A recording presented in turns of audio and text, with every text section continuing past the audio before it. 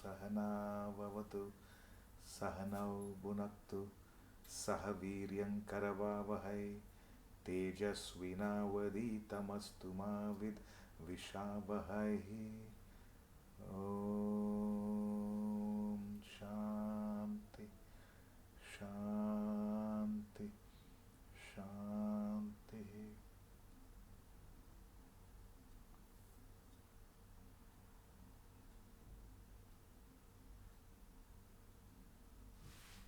Right. The first question from Priyaji. The question is, why are prarabdha vasanas exhausted only through actual experience and not with wisdom of knowledge? I repeat, why are prarabdha vasanas exhausted only through actual experience and not with wisdom of knowledge? Right. It's an interesting question. It is the prarabdha by definition means that which has begun. So you have to continue with it. Prarabdha, it has already begun, the momentum has begun, you can continue with it. That's why some of the, even though I would say the bulk of desires can be exhausted through knowledge, through wisdom, you can exhaust, I would say 90% of your desires, but 10% or 15, depending on the individual, we need that experience because we have associated a value to that desire. You have created an interest to that desire. That's why I'm saying it is you can prarabdha. That's why it's by definition the journey which has already begun. That is why we have a certain interest in that desire, certain value associated to that experience. It could be an example, could be a desire for a partner, a need for an interest in having children, or could be with relation to money, or traveling. Some aspect, it is we can exhaust only through experience. And there are people, they don't exhaust some desires even through experience. I was reading an article, 3 marriages, failed marriage, fourth time he's trying to be lucky. It is, it says even with experience it doesn't happen. So I'm saying there are certain desires, we have associated a value, you have created an interest, and that's why I say it is a momentum already started from the past lives. We never know that. So from the past life, the momentum has already started. Therefore, we seem to experience it only through, we seem to exhaust it only through experience. There are some saints who hardly traveled. They have exhausted through wisdom. And but there are people who 100 places to visit before you die. That coffee table book is that 100. See, the moment they put before you die, you will buy 100. Movies to watch before you die. The problem is you don't want to miss out. So therefore there are some desires. That's why it could be creating money or creating wealth. There could be another desire, that is travel. There could be another desire for a partner, for children. So these are, what I'm saying is, we have created an interest, we have developed a value towards it. That's the reason we are almost carrying the past momentum. Therefore, it requires experience to exhaust it. The problem is 9 out of 10 don't even exhaust desires. We keep suggesting, we keep mentioning in the class, we only upgrade a desire. Like this man, like this Hollywood actor, after the 4th marriage, 3 failed marriages, 4th one. They keep upgrading. So that's one of those, that's the actual reason. The problem is, when it comes to prarabdha vasana, some of the vasana as such, we will never know what our vasanas are. We will only know by the thoughts on the desires which we entertain. by certain thoughts and certain emotions we have, we can understand this is our vasana. And those vasanas which you are able to exhaust through knowledge is that agami vasanas. Sanchita is a full set of vasanas. It is entire, it's like a globe. Sanchita is a full set of vasanas. From that, one aspect which has come is the prarabdha vasanas, which needs exhaustion. But Priyaji, as this individual has the potential to exhaust the entire lot of that sanchita. The sanchita minus prarabdha is agami vasanas, which can be exhausted through knowledge. Through your wisdom, you can exhaust the entire lot of vasanas. But this particular set of vasanas, which we have created a past momentum, can be exhausted through experience. So this is highlighted by, this is more evident in the case of the self-realized masters. That's the second part of your question. When you say how, in what ways does it impact even an enlightened person to act differently between his self-realization and Mahasamadhi state. Mahasamadhi is the physical death of a person. And when by definition we say self-realization or God realization or moksha in this, or nirvana, means you have transcended all the desires. But still there are great masters who lived even after the so-called nirvana. So to explain that, they said they are only exhausting the prarabdha vasanas here. Here, see, I always give this example. It is there in the Vedanta treatise as well. Imagine you're driving in a highway at 140 kilometers per hour. And then for an hour you've been driving and you switch off the engine. When you switch off the engine, there is still a momentum. Even if you try to apply the accelerator, it will not increase the speed. But all that we are saying is, there is a momentum. It will come to a halt over a period of time. But there is a passenger, there is a driver, he is maneuvering it, he is even able to deal with the traffic, he is able to deal with the car properly. Eventually it comes to a standstill. Similarly, for a self-realized master, how it manifests is, the prarabdha vasana comes up, arises, he goes through it, no momentum given to that vasana. No momentum given. They go through it exhausted. Go through it exhausted. It is almost like you cannot give momentum to a car which is switched off. But why it still travels? Because of the past momentum. It still continues. Therefore, that is why we always say it is what we call as neutral momentum. It is in a state of neutral momentum. And they deal with this prarabdha vasanas with total objectivity. So there is no upgradation, the vasana comes up, they go through the experience, it's exhausted, it has transcended. So it is Ramana Maharishi, after his so-called self-realization, he was hardly spoke, he was in silence. That was his prarabdha vasanas. Swami Ramatirtha lectured all over. Swami Vivekananda also traveled to the United States and lectured. So Saint Tyagaraja sang great kirtans. Kabir sang great bhajans. Or Tukaram, or you find all these great people, according to their prarabdha, their swadharma and their prarabdha vasanas, they function accordingly and exhausted it. So that's why it is and no spiritual master who has gained that nirvana, they function in one way which is similar, which is they don't give any momentum to the prarabdha vasana. And each one's expression is different. Saint Tyagaraja, he sang and sang.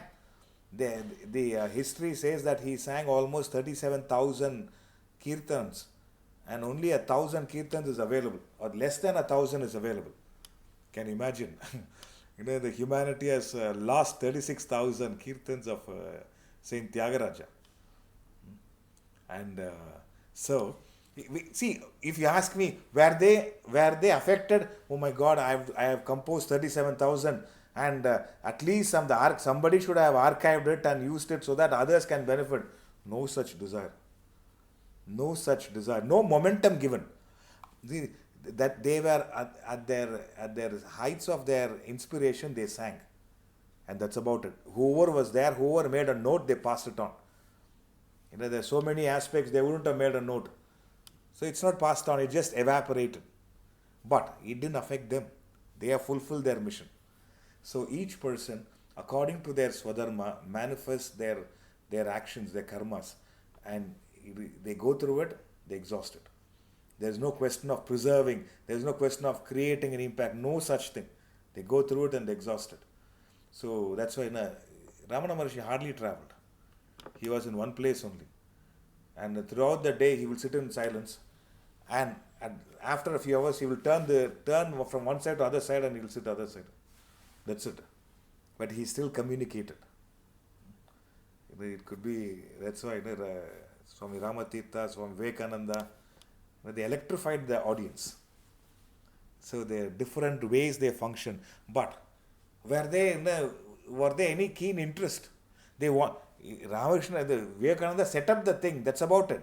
He created a platform for others to take it up and deal with it. So, prarabdha, to answer your prarabdha vasanas are that which it by definition means you have created a momentum. So it can be exhausted through experience, because the momentum has given a value to that experience. The momentum has created an importance to that desire. Therefore, it is they need that experience. Adi Shankara had no thought of a marriage. The sannyas was not even, there was no effort in becoming a renunciate. Because past karma was like that. There's no momentum. And there are some other celebrities, 4 marriages failed. 5th they keep trying. It is like that. So, it's a fascinating journey. But the glory is, being a spiritual seeker, a sadhak, you have the potential to exhaust the entire agami, which is that if we have a diagram, it is a big circle, like a universe is your sanchita vasanas.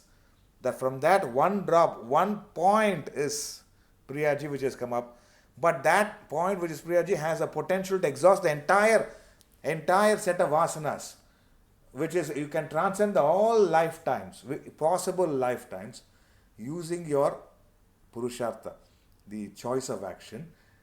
But you are left with only the prarabdha, because of the past momentum. So many births, that momentum is created. Could be wealth, could be material wealth, could be physical health or relationship, something is created. So you have to exhaust it through experience. So that is how it is. But let's focus on exhausting whatever possible through knowledge. That's all. Let us not justify, I think this is prarabdha because I need it. It is justification. If somebody says, I think this is prarabdha, I need that experience, we can't be giving that reason for the 3rd and 4th marriages. So, I'm just saying, it is if our entire effort and focus is on dealing with the desires, managing it carefully, controlling it, and eventually transcending it. And once you have transcended all, the prarabdha doesn't even bother you. Did silence bothered Ramana Maharshi, or did electrifying an audience bothered Swami Vivekananda? Was he trying to go through, what do you call? There are some clubs which helps you to talk, public speaking. Toastmasters club. Did any Swami Vivekananda or Ramatirtha, did they go to Toastmasters club to become better, orators? No. That desire, and they were the greatest orators. They were greatest orators. So they go through that exhausted. That's it. Ramatirtha and all, he goes to Egypt, learns Persian, the language in 10 days. He learns, masters the language, and then gives a lecture in that language in their country.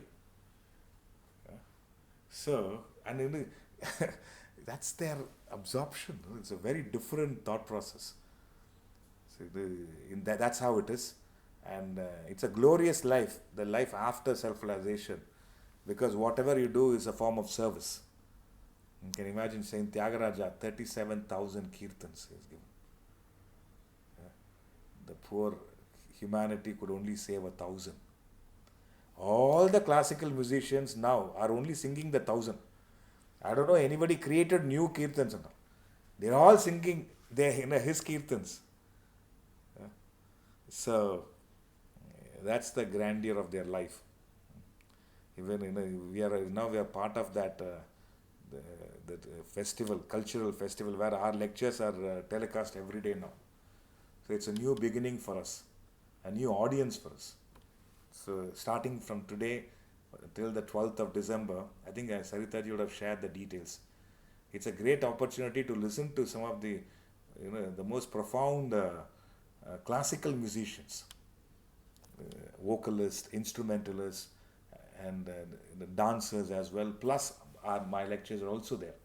So 12 days festival. So it's a great experience. Whoever has the interest, try and subscribe and listen to it. Classical music is, once you are tuned to classical music, it's a very different thought process. Everything else looks like noise.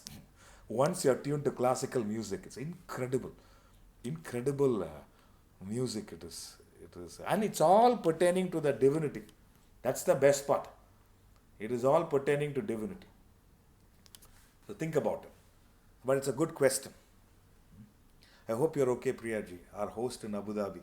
Whenever we resume classes, such wonderful host, Priyaji and her husband. And the son is another brilliant fellow. The whole family is different. Next, Sanjay. Yes, Sanjay. How should I pronounce your name? Sanjoy. What a name you have here. You have joy in your name itself. It is Sanjoy. Sanjoy. Yeah. Sanjoy. Advantage of being a Bengali, you have joy and so many things embedded in the name. My name sounds flat, Sreedharan. Nothing there. Joy. How does one commit wholeheartedly to following a path of spirituality and staying true and committed in that path? I repeat Sanjoy's question. How does one commit wholeheartedly to following a path of spirituality and staying true and committed to that spiritual path? Right, it's a good question. All the questions we received are now wonderful questions. See, there are two types of seekers, Sanjay. One is a casual seeker who are issue based. They have an issue with the partner, or they have an issue when it comes to material wealth, or one is issue based seeker. So what happens? They pursue it and they gain some kind of information and work on it. Once that issue is sorted out, again they're back to their worldly ways. So there is their commitment is very short lived. But if one has to wholeheartedly commit to the following a path of spirituality, then there must be a genuine search in that seeker. Meaning they have to understand, or they have understood the life as such. They understood the hollowness of the life. Or when they start thinking, this is where our intellect comes into play. We always say what you want is not what you really want. It could be few questions which provoke their thinking. Few life experiences. Is this all life about? So what I'm saying is there is a search, a genuine search which happens. They may not find answers, but there is a genuine search in them. They start questioning about life in a good way, not in a negative way, in a good way. So, and then they understand the shallowness of desires, the hollowness of whatever the world offers. So, and then this is when, this is when their the search becomes stronger. This and then there is a healthy fear always. If I ask me, is this how I want to live my life? It is, there is a fear. Is this what I want to live my life? See, through observation, through your own personal experience, through experience of others, you start thinking, reflecting, and then the search starts. And you keep reading books or listening to lectures or meeting people, and then that which appeals to your thinking hits you in the right way. So and once that search, through the search, you could be exploring various ways, and then you hit upon a particular, something hits you. If you are more a thinking person, contemplative person, you need more of knowledge. And when the knowledge strikes you, this, maybe there are answers in this, maybe there is a possibility in this, and then that is when you take up to that path with Shraddha, with faith, and when you take it up, when I say with Shraddha, you take it up, you pursue with a certain kind of a faith and diligence until you become it. So casual seekers, their interest fades away over a period of time. But committed seekers, when I say committed, there is a genuine search. Is there anything beyond this body, mind, and intellect? Is this all life about, or there's something more? So the search makes you explore, and through your exploration you identify a niche aspect which is pertaining to your nature. Could be your constitution, could be, we are predominantly knowledge based. So the knowledge comes in, you gain clarity over certain issues, and then you want to pursue a little further. That is when the Shraddha, the consistency comes in. Consistency plus faith. You are consistent in your approach, plus you have faith in the process. And then you are, that's why consistency plus faith in the process, plus you are willing to play the long game. You are willing to play the long game. See, that's Swami Chimyananda used to say, just to get a job, it takes some 20 years. Just to get a job. To be employable, it takes some 16 years, 18 years. This is the highest form of search. It will take much more time. I'm not saying it will take more time, but all that I'm saying is you are ready for the longer run. So then then the commitment becomes stronger.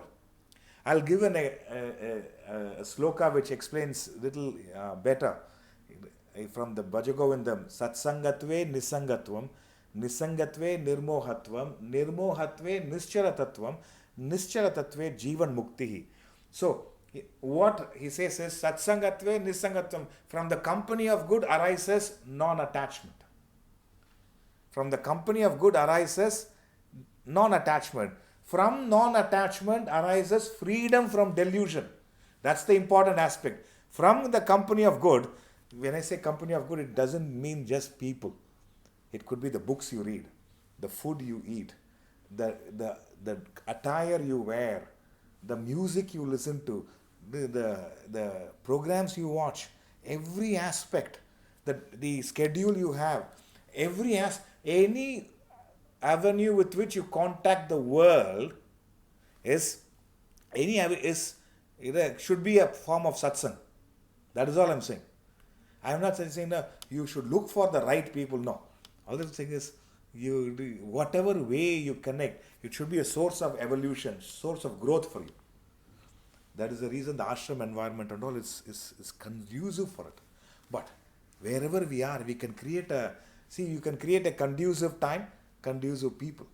So, satsangatve, from the company of good arises non-attachment. From non-attachment arises freedom from delusion. Delusion means you are no more enamored by the world. See, you understand material wealth is important. The standard of living is important, but that is not the be all and end all of everything. Meaning, what money can do, what money alone can do.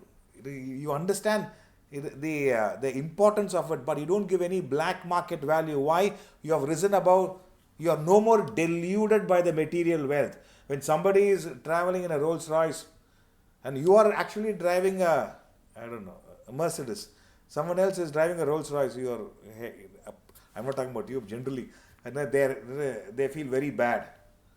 Uh, It is all that I'm saying. You have lost the black market value. Here, you could be very happy for him, and you really wish he's much more peaceful as well driving it. That's why the freedom from delusion, from non-attachment arises freedom from delusion. From non-delusion arises absolute steadfastness. Nothing in the world can hold you down. Nothing the objects or beings of the world can pull you down, can make you anchored in the world. From non-delusion arises absolute steadfastness. Meaning what? There no factor, no entity can drag you out of your pursuit. From non-deluded. See, now you are not deluded. A person who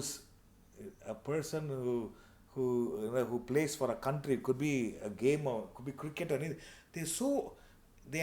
They are so inspired by playing for the country. If somebody comes and entices them with something or other, they are not enamored. That steadfastness is there.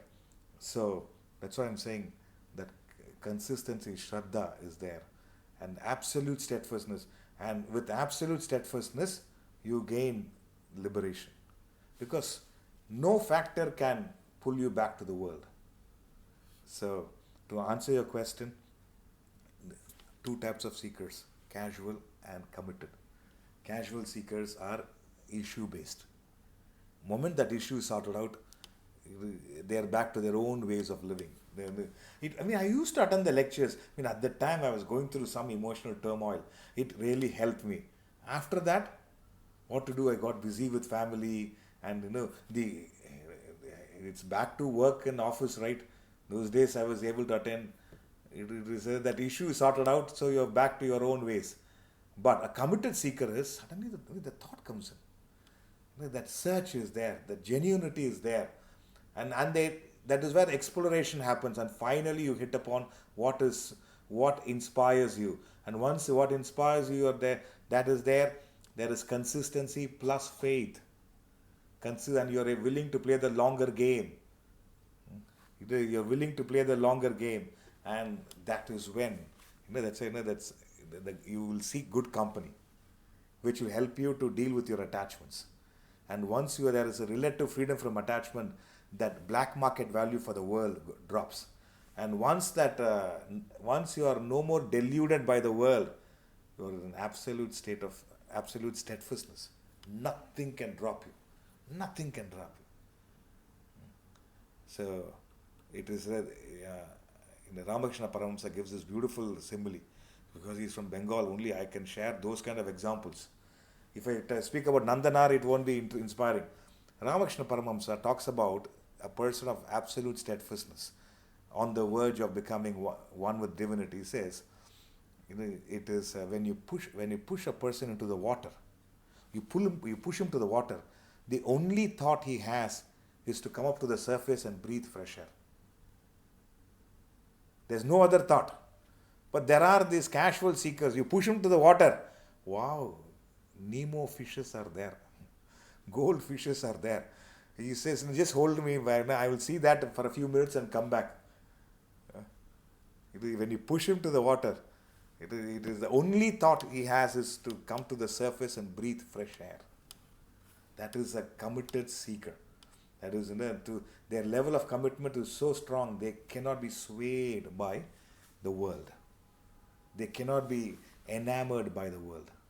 So that's the committed seeker. Therefore, committed seeker, exploration,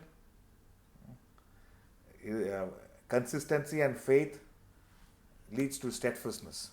And you are willing to play the long game. This is not, it is not something, see, we are so used to being utility oriented. We do this, we get that. That is not the way in spiritual path. You keep doing it, you keep doing it, you keep doing it. Uh, I said, why it is not working? You may see the implementation. That's why I always suggest the other one. You hear something, you read something, you experience something, you're very inspired. The gap between the inspired state and then implementation must be less. You inspired, immediately you implemented. Then the changes will happen. You are inspired, you delay that implementation, it fades away. Anything very subtle slowly fades away. That is the reason there are many, not many, the transformation happens. Because the problem is in implementation. They will have the information. The problem is in implementation. So, the more you implement, you may find it difficult to implement. The more you implement, the easier it becomes. Easier it becomes. In fact, you will not even know that you have transcended. Others will be telling you, "Oh, Sanjay, you are Sanjay, but now you are actually more joy. There are far more joy in you. It fits in your name. So you are least affected." So, suggestion is, anything you're inspired by, implement it. Implementation is the game. The more and more we delay it, it's just a piece of information which others will get benefited when you go for a dinner or a discussion. You talk about it, and that guy is inspired and he implements, he is transformed. But a person, they are still in the state of information only. So, think about it. I hope it answers you, Mr. Sanjay. Thank you very much. Welcome. Welcome. Next. Next question is Ramya ji. Our Krishna ji's favorite devotee, Ramya ji.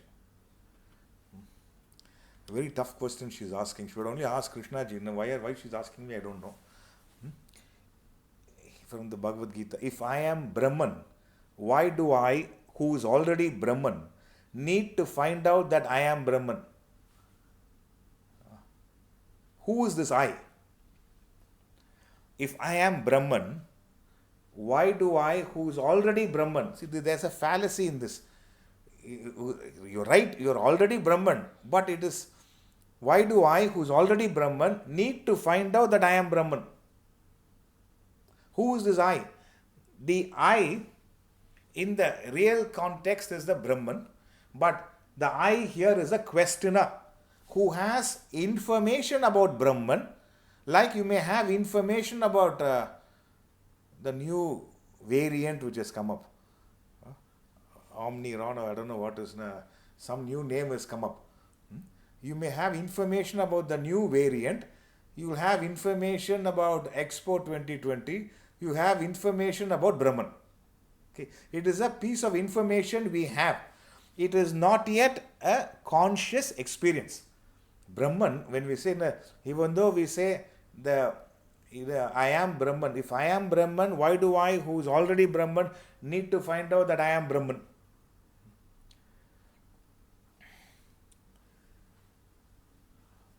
See, who is this I? The individual. God plus desires is the individual, the human being. Human being minus desires is Brahman. So, when will you know that I am Brahman? Not as a human being. When the desires in you are eradicated. That is when you know that you are that. Right now, that's why I'm saying, it is a simple equation. God plus desires is Ramya ji. Ramya ji minus desires is Krishna ji. Okay. So, there's this beautiful statement, right? Spirituality is a journey from where you are to a place where you have always been and to know it for the first time. When I read it for the first time, it was like, it got ingrained in my memory. I repeat, spirituality is a journey from where you are now to a place where you have always been, and the last one is the best, and to know it for the first time. See, to understand this itself, they should have some subtle intellect. Otherwise, what is these fellows blabbering? They will say. So, that's why from wherever you are now, where are you going? To a place where you have always been. And and you know it for the first time. It is. So, once you get there, to know it for the first time, see, from that standpoint, even a person in the worldly affairs, they don't get perturbed by them. That's the reason one of the qualities of a jnani is one who, a bhakta also, one who does not get affected by the world and one who does not disturb the world. So, it's a fascinating, but it's a good question. See, there was this, she writes screenplay and all so well, Ramyaji. For a while she has not written. Her stories and all are fascinating. So I'm trying to give a story to her. Ramyaji, Tirupatike Laddan kekringla. So, there's a story of a beggar in a town, in a town. And he was, every day in the evening he used to beg, and that is how he was surviving. And the king or the ruler of that state didn't have any children. And he had a child in a very young age, was washed away in a torrential rainfall. So they could never find out who his son was. So there were some marks and certain signs of the child who was lost. And the king who was aging, he said, look here, these are the indicators of the lost child and the son. He told his ministers, it's your duty to go and find him out. And they searched and searched and searched, and finally the guy who's heading the search, when you're sitting, this beggar comes and asks for alms to this guy, and he literally kicks him, and when he falls down, he sees certain birthmarks and other suggestions given by the king. And then they take him. They instantly, this guy takes the beggar, and the beggar is perturbed. What happened? What happened? If you can't give, it's fine. He literally pleads. No. He says, you come with me, and they do a complete search, complete check, and they find out that he is the lost son of the king, and he is crowned as he's crowned as the prince, and then he lives a beautiful life, and he has this thought.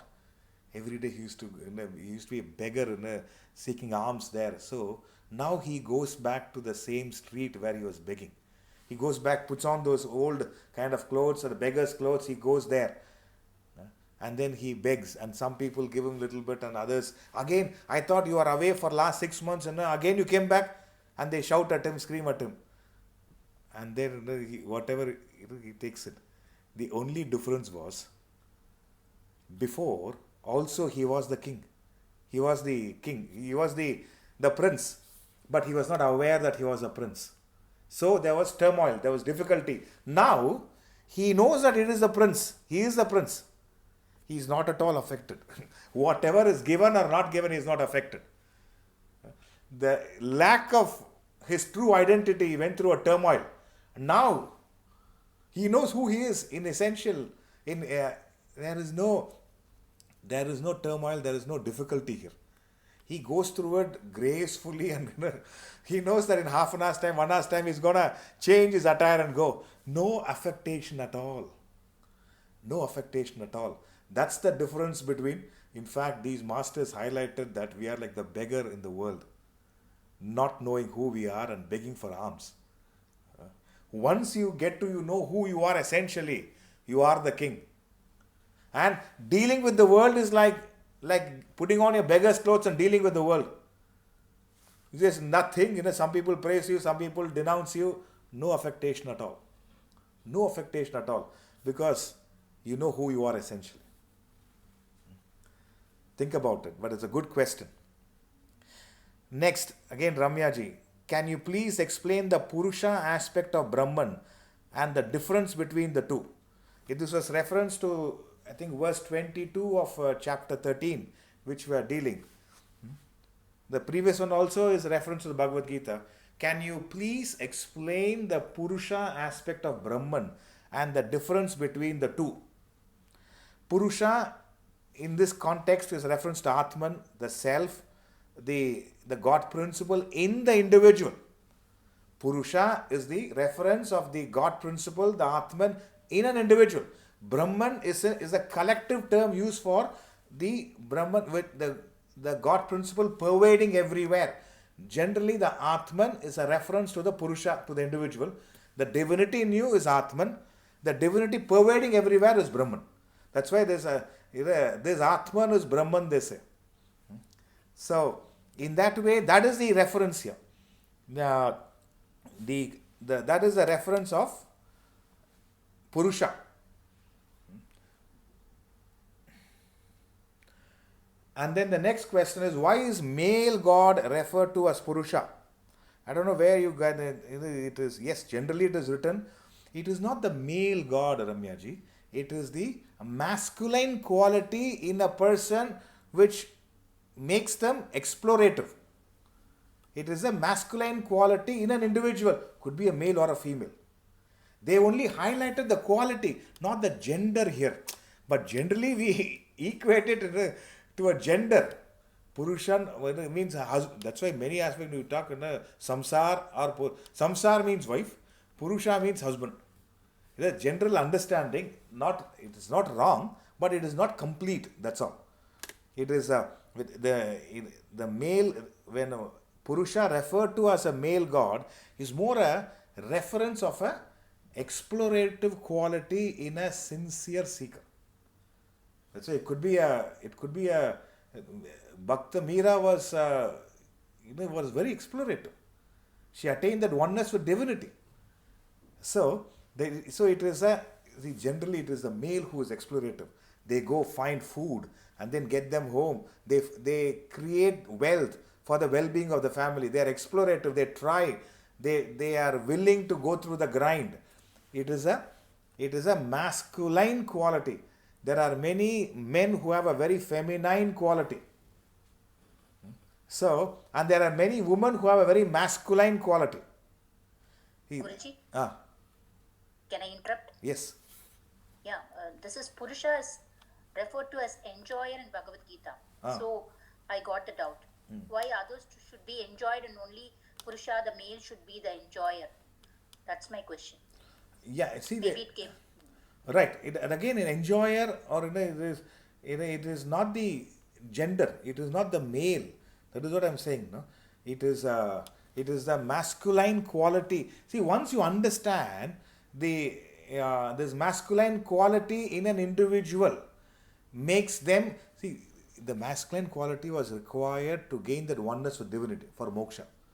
A feminine quality is what they get attached to objects and things. They are very emotional. They go through fluctuations. It keeps them rooted in the world. It is not a female who is like that. It is the feminine quality in an individual. The masculine quality individual. So in this Purusha is an enjoyer. See, in that, if you take the verse 23, it is different gradations in their experience. It's a different gradation. At one time is enjoyer, at one time is the Supreme Lord. So he enjoys. The next time is the Supreme Lord is the. So in that way, there's a gradation in their experience, or that is how divinity reveals to them. So that's the thing. It is that's why in the present that's why Mirabai, in the present context, there are many women prime ministers who are leading the country very well. Especially during the pandemic, they said many of the countries which are led by women have done well, like New Zealand, Finland, and Angela Merkel in Germany. She supposed to have done a great job at the time. Someone else has taken over. So the general notion, once you understand that it's a masculine quality, it is a Purusha. To get to that, see, to get to this, for this Atman to become one with Brahman, that explorative, that willingness to go through the grind is a masculine quality. It is to get attached, to get emotional is a feminine quality. It is not gender. It is not a. They say the females they are more easily prone to being attached. That's all. They are more prone to get attached, but that doesn't mean it is all females are like that. Just the thing. And when if the reference is enjoyer, it is not the Purusha, it is how divinity reveals itself at that stage. Again, it is never a gender biased. So, I hope you're okay, Ramyaji. Perfect, Guruji. Thank you so much. Welcome. Hare Krishna. Hare Krishna. Now, we have one more question. Valliyappan's question. In general, many of the children do not have opportunities and also lack interest in learning the life principles and spiritual path of Sanatana Dharma. In general, many of the children do not have opportunities and also lack interest in learning the life principles and the Sanatana Dharma. Question 1. How to inculcate this knowledge to the children to learn it at a younger age so that they can structure their path of life? How can we make children at a younger age take up to this path so that their life becomes better? That's the question. First question, I'll take it up. So the best way to inculcate this knowledge in the children is for the parents to lead this knowledge. As parents, you have to lead the way. It is as parents. See, as parents, you should follow the Sanatana Dharma. Effortlessly you should follow. I always say, children learn much more by what they see than what they hear. Much more by what they see than what they hear. So, the suggestion is, as parents, they should understand that parenting is not just a position, it's a responsibility. Parenting is a responsibility. And how do you fulfill the responsibility properly? By you as parents living up to the principles of Sanatana Dharma. That's the first aspect. And then the second aspect, you don't need to tell them. You don't need to advise them. But as parents, no, I'm not talking about you, Valliyappan. Generally, most parents make a double fault. They don't live up to the values of Sanatana Dharma. And the second aspect, they keep on advising and advising. You should attend the Saturday sessions by Sreedharanji. Huh? It is the value addition classes. But the parent, where is the time? Wednesday and Friday are so difficult. And on top of it, he does on Tuesday morning also 6 a.m. Where is the time? But they want their children to attend. Because if somebody else can take care of our children, I'm more than happy. I can't give the value systems. So, the first aspect is you have to live the way. You have to live the Sanatana Dharma by yourself. As husband and wife, as father and mother, you have to live the way. You have to lead the way. And if they have the potential in them, they will look up to you, learn from you, and they will implement it in their life. I'm telling you, my father was a fabulous example. I mean, I say every parent, the father especially, should be a hero to their children. They should look up to as parents, one parent they should look up to, and one parent they should be very closely associated.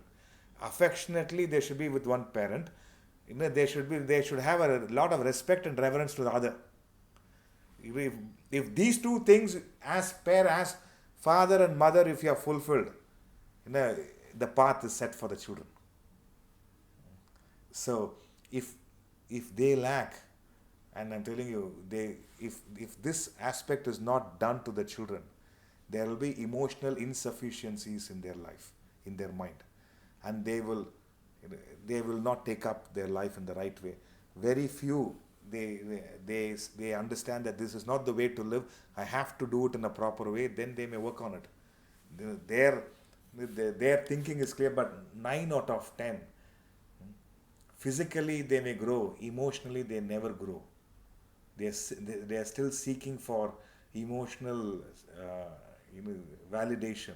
So that's where the biggest problem happens at that stage. So therefore, I mean, that parents should lead the way, and I wouldn't. I mean, if that is not possible, at least as parents, if it is not possible, it is not unselfishness as a culture should be inculcated to children from an early age. Unselfishness, if nothing at all, unselfishness. It should be a culture. It should be a tradition in our home. Unselfishness. If something is brought, it must be shared. It should be cared. So, that unselfishness as a culture should come into our families. I still remember any time my father brought, my mother always used to say, did you share it with your sister and brother? Did you share it? These days, this iPad is yours. That phone is yours. Don't touch. And the selfishness very innocuously inculcated. And if not anything, even if the parents as an unselfishness must be instilled as a culture in our home. In our home, unselfish. It is an essential factor. Number 2, they may ask questions. Be open-minded and listen to their questions and answer to their satisfaction. I remember one of the girls in Chicago, her friends tease. There's a Ganesh Puja, and her friends, they tease, you are worshipping an elephant? And they come and ask, why should we worship an elephant? Don't ask such questions. And if at that stage, if you have done like that, would you think they will gravitate to any form of a bhakti? My friends are teasing me, you worship an elephant, you worship a monkey, and a Hanuman you worship, and what sort of a thing is this? So they ask questions, you don't have an answer. Neither the parents are willing to find out what the right answer and share with them. They know. So, what sort of a generation are we creating? Number 1, unselfishness. That's why the first thing, live by example. If that is not possible, unselfishness by design should be inculcated. Plus, questions. You should, if they ask questions, welcome them. Even if you don't know the answer, think about it. It is an opportunity for you to think and answer. So, and then over a period of time, you can slowly this will help them to think in a better way, and this will also help you to become more responsible and deal with your life in a better way. Therefore, that's why one of our favorite statements is, much more than what you leave for your children, what you leave in your children is more important. Much more than what you leave for. It is much more important what you leave in your children. And my father didn't leave much wealth, but he left a wealth of assets, wealth of values in me, wealth of values. He did leave assets also, but all that I'm saying is the wealth of values, what you leave in your children must be your focus, not what you leave for your children. If all that entire focus on leaving what for your children, I'm telling you, what you leave for them is far more than what you leave in them. They will destroy themselves. With what you leave for them. Whatever you leave for them, they will destroy themselves with that. But what you leave in them, forever and ever, when they wake up, first thing, pranams to Mata, Pita, Guru, Devam. The thought will come. The thought will come. What you leave in them. And what I teach is, or what I joyfully propagate is, you should leave in them more. The thought of the father, thought of the mother must be something profound, respectful, gracious. What you leave in them. So, live by example. Unselfishness by default must be a design in your life, in the family. Encourage questions. Let them come up with questions to which you answer. If you don't have an answer, invite somebody who can fulfill their questions. Invite somebody. Let them be open-minded. Let them try various aspects. And be focused on what you leave in them, which is much, much more important than what you leave for. Please leave whatever you can leave for them. But what you leave in them, the thought of the parents itself must be something. There must be a smile and a joy in them when they think of the parents. That's why I say parenting is a responsibility. It's not a position. It is not that you can, okay, I give you good education, holiday and all this. That also is a part. But there's much, much more to it. Much, much more to it. Very few. That's why it's easy to have children. But to be a phenomenal parent, lot of effort, not on the part of the child, on the part of the parent. On the part of the parent. And there are some parents that say, we don't fight in front of the children, as if the children are not aware that you fight. The children are far more perceptive. You could have fought 2 days before, but they will know. I think not right with the parents. They will know. They will pick up easily. So think about it. It's a very elaborate thing to discuss, but I'm just giving you a gist. Now, this itself is heavy. The gist is heavy. Next, at what would be the right age for the children to understand and learn the Sanatana Dharma, the Vedantic principles? The moment they start thinking, you should start giving them. See, when I say start thinking, one moment they have that inquisitive thought process. You should share. If you ask me, from the age of 5 onwards, children are inquisitive. In the age of 5 onwards. So as children at that age, they think in pictures. So that's the reason stories in India, that Amachitra Kada and all was very famous, because the children think in pictures. So a story conveying a message should be given initially, because they go through a long story and then short message. But they go through it's pictorial. They think in pictures till the age. Even as adults, we think in pictures. That's the reason Instagram and all is very famous. The social media is famous because you think in pictures. You look at one picture of your friend holidaying in Maldives. What a great time. Just before taking the picture, would have had an argument with his wife. We think in pictures. Oh my God. Instantly. We also think in pictures. I don't think we will ever gravitate from it. So, all that I'm saying is, the moment they start portraying certain sense of thinking potential, the stories conveying a message should be shared or should be discussed. I remember when we were young, we used to listen to Ramayana stories on an audio book. I still vividly remember that Ravana, taking away Sita. After that, myself, my sister and all was so sad. Listening to that story, it was so vivid. And with the background score, everything.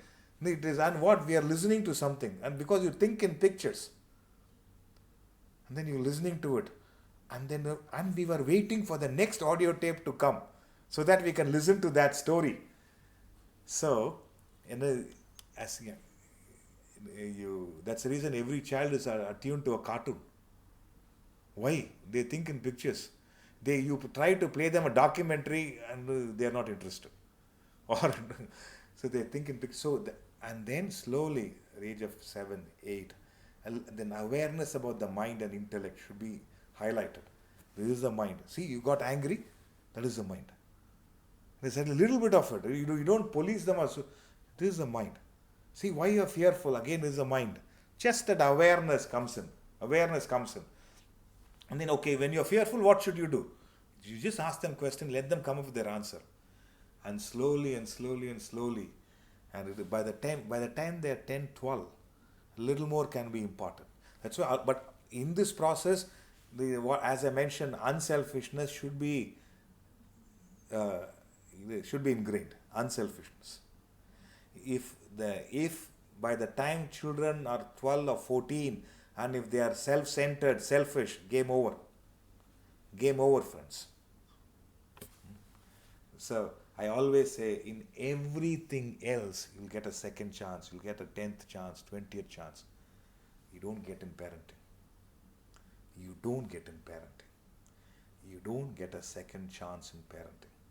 It looks like a curse. I mean, I'm not being tough here, but that's the fact. You don't get a second chance in parenting.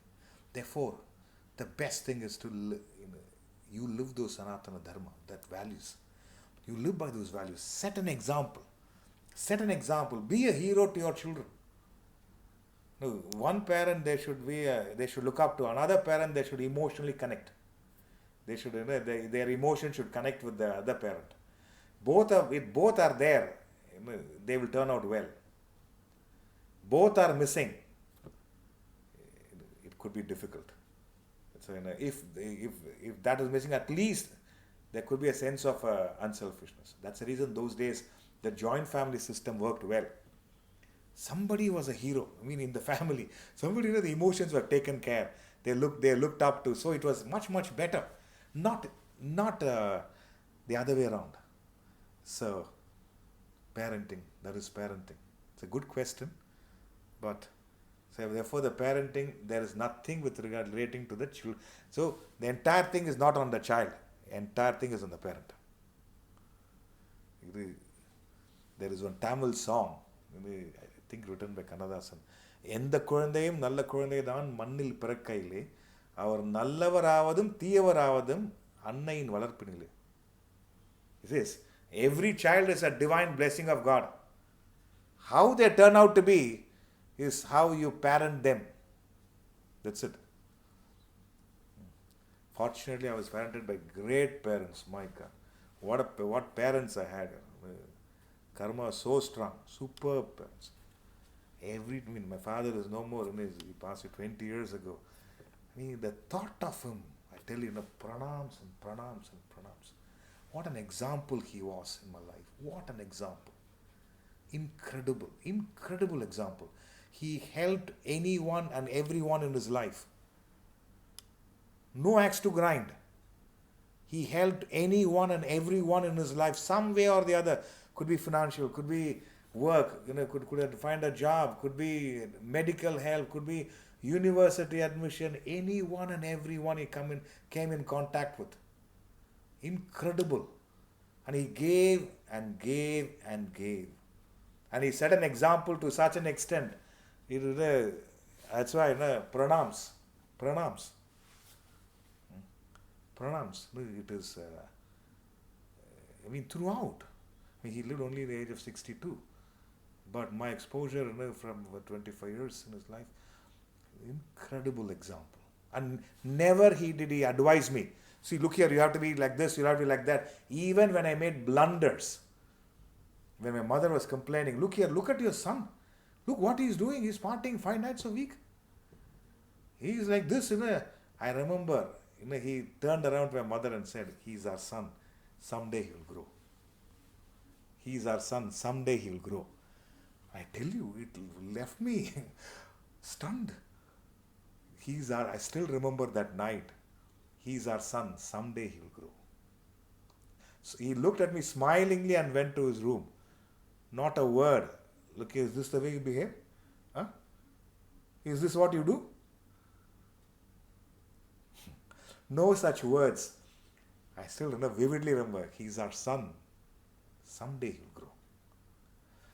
That ego hit me so much. I want to grow today. And that kind of a thing. I don't want to... See, first thing is, I was stunned with the faith he had in me.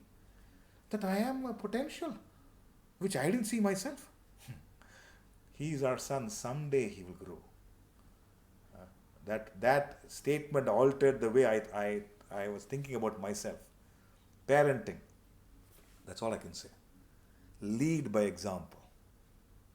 Even if you have to say something, you can say like this: you're my child. Someday you will grow, and that's about it.